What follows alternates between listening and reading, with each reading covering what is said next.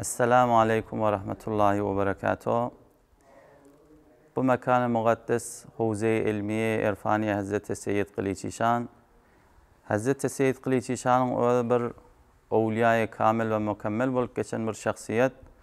Öyle de şol zamanı Bukhara-i Şerif'ten avakir dövrani gajarda şu zamanlarda Bukhara-i Şerif Mehdi ilm ve irfan bolandan sonra şu taya gidaqam yankı ilm ve irfan ve tariqat şu zatları şu tayda okuyup meşgul bolup neçe yıldan sonra o taydan farıg-ı tehsil bolup yani ustadla hayır dua edip icazet berenden sonra ondan sonra bu Hazreti Seyyid Kılıçişan Huday Taala'nın Beytullah'ına ziyarete gitmeli oluyor.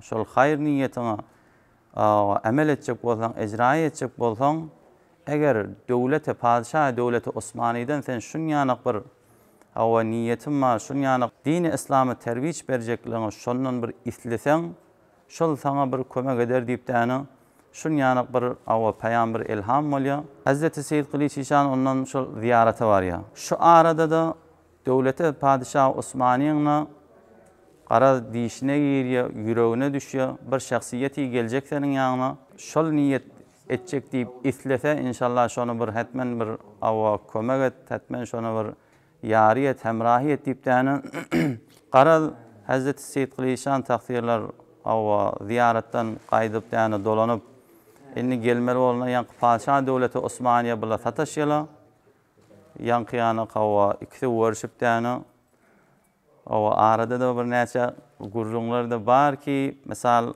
şunu yani tanıdıyalar bu şahsiyet bir evliya-i kamil ve mükemmel deyip de ondan qara vezir, vuziraları bir neçe bir imtihanatı ediyle de yani kulası ola da iman getiriyorlar Hazreti Seyyid Kılıçişan'ın bir evliya-i kamil mükemmel digine. Ondan yankı hasretini şöyle metrah edip diyenden sonra padişah devleti Osmani'de heyvara bir kucak açıp yani qov berxord edip kömek edecek bolup bir neçe yani usta iveriyor, memar. Sonra Hazreti Seyyid Kılıçişan takdirlerde şol yankı memarlar bilen gelakan şol mekan-ı mukaddesi intikab edip kadar az nazarı ab hava her zattan bir şu zatları der nazar tutaqam şu mekan-ı mukaddeste şol Havze-i İlmiye İrfaniye Hazreti Seyyid Kılıçişan'ı başlamaklığı irade edip yani hududu 25 yıl tul çekiyor. Şol hücreli, otoklu ve mescid bina bolmaklığı için. O şu toğraktaki adamların kömekleri bilen şol mekan-ı mukaddes hududu 25 yılda bitip de yani qara şondan sonra Hazreti Seyyid Kılıçişan şol mekan-ı mukaddeste meşgul olup sal 1386'da da sedomin salgerde Havze-i İlmiye'nin bir ştada bir merasim tutuldu. O şondan merde şol mekan-ı mukaddeste din, diyanet, tariqat, ilm, şeriyet, hadis, tefsir şun yanak alımda ştada okulup ber. Bol mekan-ı mukaddesi bina etmekliği başlarlarından sonra qara her bir zadike şol mekanı merbut bolsa şeriatin, tariqatın qara yollarının şunun üstüne piyade edipdirler min cümle şol hücreni bina edip oturarlarını 4 menare koyupdirlar şol hücrenin 4 ta dövrünü şol bir menare benim yedimni varınye ki şu 4 menare çar yarla 4 bolandan sonra Hulafai Raşidin şu derekli 4 tane bir menare kaldırıptırlar ve yine bir şon yanak burada dike delillen beceriptirlar.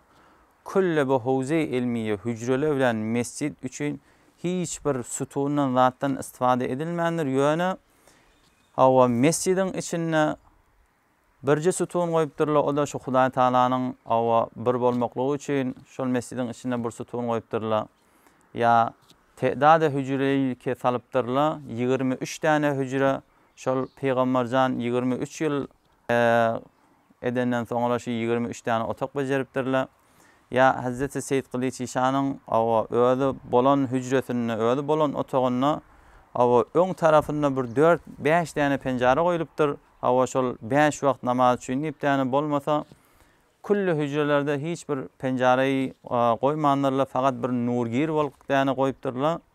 Ýöne şu özi otagynyň özi hüjjetinde 5 tane penjara goýulmaklarynyň delili de şol 5 wagt namaz üçin.